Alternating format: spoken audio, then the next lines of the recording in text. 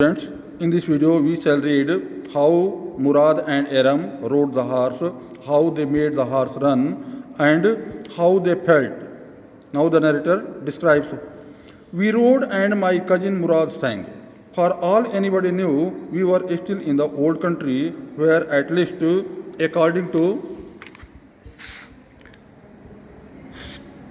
some of our neighbors we belonged, we let the horse run as long as it felt like running.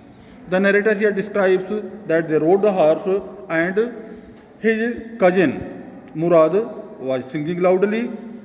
They were living at the place where, according to some of the narrator's neighbors, they belonged to. They belonged to the same place where they were living. Now they let the horse run as long as it wanted to run. At last, my cousin Murad said, "Get down, I want to ride alone." Then the narrator's cousin Murad asked him to alight the horse as he wanted to ride the horse alone. "Will you let me ride alone?" I asked. "That is up to the horse," my cousin said. "Get down." "The horse will let me ride," I said. "We shall see," he said. "Don't forget that I have a way with a horse." When Murad asked the narrator to get down and he wanted to ride the horse alone, Aram asked him if he would allow him to ride the horse alone.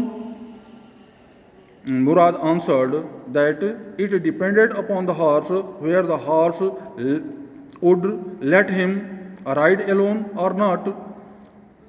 Aram said that the horse would let him ride alone. Then Murad said that they would see, and he added that he had a way with a horse. He reminded Aram to remember that he had a way with a horse. "Well," I said, "anyway, you have a way with a horse, I have also." "For the sake of your safety," he said, "let us hope so. Get down." "All right," I said, "but remember, you have got to let me try to ride alone." Now, Aram said that he had also a way with a horse. As Murad had a way with a horse, in the same way, he too had a way with a horse. Now, Murad said that for the sake of his own safety, Aram's safety, he hoped so, both of them hoped so, and he asked him once again to alight. Now, the narrator got down, and once again he asked him, he was ready to get down, and he once again asked him to let him try to ride the horse alone. I got down, and my cousin Murad kicked his heels into the horse and shouted, "Wazire, run!" The horse stood on its hind legs, snorted, and burst into a fury of speed that was the loveliest thing I had ever seen. The narrator here describes that when he alighted, when he got down the horse, his cousin Murad kicked into the heels of the horse, and the horse snorted and ran speedily. It was a lovely thing for the narrator. He had never seen such a horse running, and now he was happy. My cousin Murad raced the horse across a field of dry grass to an irrigation ditch, crossed the ditch on the horse, and 5 minutes later returned dripping wet. Now his cousin Murad made the horse run for 5 minutes, and he crossed a field of dry grass. He also crossed an irrigation ditch. He crossed the ditch on the horse, and when he returned, the horse was dripping. He himself was dripping wet. The sun was coming up. "Now it is my turn to ride," I said. My cousin Murad got off the horse. "Ride," he said. Now the sun was rising in the east direction, and the narrator said he told his cousin Murad that he should be allowed to ride, and Murad got off the horse and allowed him to take the horse and ride.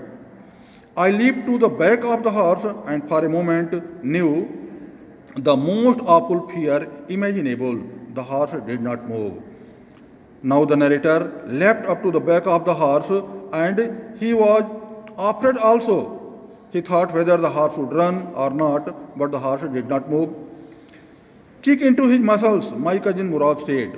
What are you waiting for? We have got to take him back before everybody in the world is up and about. Now, Murad advised the narrator to kick the horse into its muscles, and he also told him that they had to hide the horse before the people would get up. I kicked into the muscles of the horse. Once again, it reared and snorted. Then it began to run. I did not know what to do. Instead of running across the field to the irrigation ditch, the horse ran down to the road to the vineyard of Dikram Halabian, where it began to leap over vines.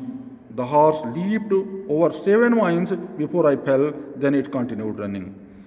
The narrator had thought that the horse would run the same way as he had run earlier, but the narrator did not. But the horse did not run the same way, and when he kicked into its muscle, it snorted, it reared back, snorted, and now it began running. It did not go to that way where it had been with Murad, and now it ran across the field or to the irrigation ditch, and he also jumped 7 vines. He went towards vineyard of Dikram Halabian, and there it leapt over vines, and now the narrator fell down, and the horse continued running. My cousin Murad came running down the road. I am not worried about you, he shouted. We have got to get that horse. You go this way, and I will go this way. If you come upon him, be kindly, I will be near. Murad came running. He told the narrator that he was not worried about himself as he had fallen from the horse. He said that he was worried about the horse, and he advised the narrator to go one way, and he said that he himself would go the other way.